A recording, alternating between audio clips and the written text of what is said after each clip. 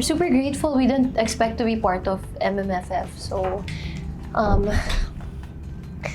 for the board and the committee and the judges to include the film and think that it's worthy to be part of the how many movies that's going to be shown in December 25, we're really honored and grateful. Ako very proud kasi alam ko na pinaghirapan namin talaga yung movie. And syempre, thankful na na-appreciate nila, na nagustuhan nila. Yeah. Well, okay lang. Sakto lang. Regular day. From Badgers. Ewan ko, happy lang ako. Yeah. Sana nga hindi ito yung last na gagawin namin ni Juju. Gusto ko pa siya makasama sa series. Kasi sobrang gaan katrabaho, sobrang giving, sobrang genuine.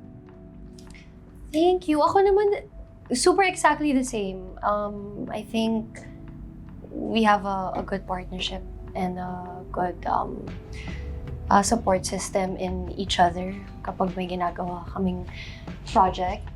And Kaloy is super reliable. Like, you just know that he can and he will bring out the best in you. So, to more projects. Wholesome. Yeah, well, first of all, I am super balot. Covered. Yeah, balot ako dito. Yes. Finally. Finally, thank God. Naalala ko, there was this one moment when nung premiere ng Expensive Candy. And then the harder scenes were coming na yung mga uncomfortable ako. And then after a while, you're like, because I went like this. Okay ka lang? Okay ka ba? Okay ka ba? Gusto mo ba ituloy ito? Panood? Yeah. It's sobrang different. I mean, in all aspects.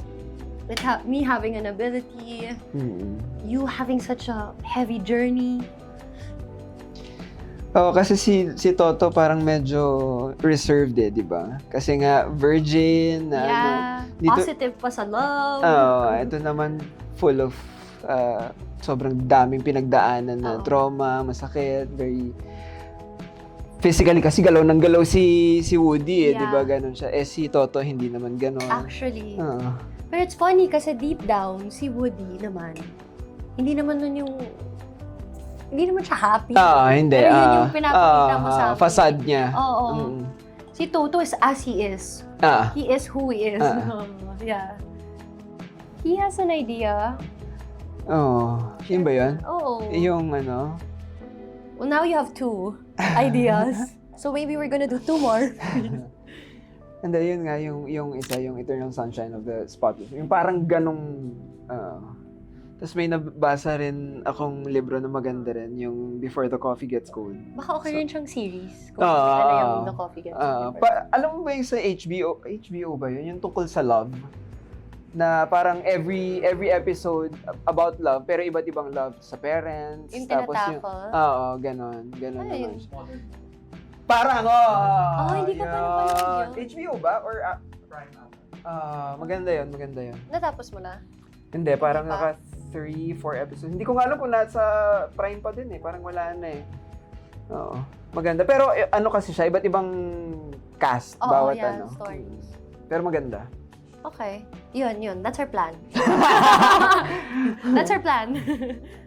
Everything. The shooting food, in Japan, the weather. The people.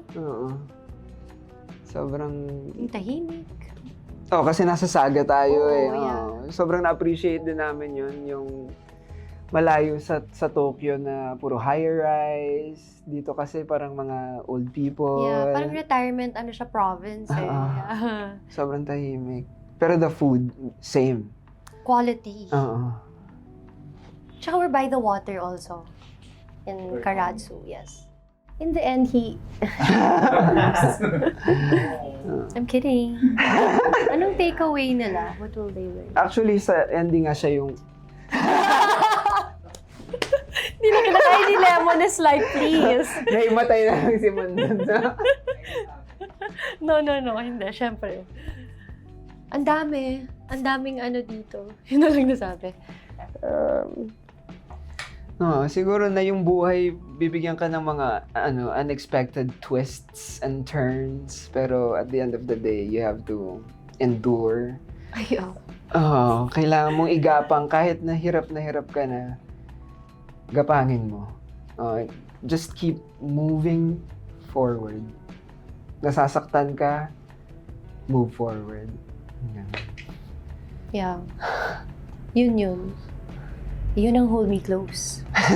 Ikaw? Wala, si Lin kasi siguro lang. Ay, let people in. Allow to be loved. Allow to love and be loved. Ito. And if makakatulong ka sa journey ng isang tao, then do so. Yun. Ako po si Carlo Aquino. Ako po si Julia Barreto. At iniimbitahan po namin kayong panoorin ng Hold Me Close sa December 25. And please visit pikapika.ph.